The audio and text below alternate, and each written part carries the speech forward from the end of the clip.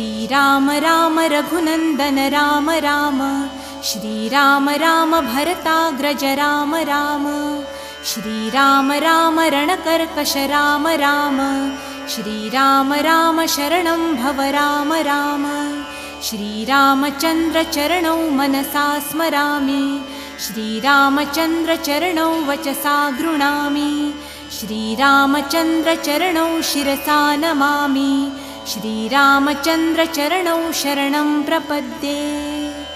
माता रामो मत्पिता रामचन्द्रः, स्वामी रामो मत्सखा रामचन्द्रः, सर्वस्वं मे रामचन्द्रो दयालुन्, नान्यं जाने नैव जाने न जाने। दक्षिणे लक्ष्मणो यस्य, वामे तु जनकात्मजा।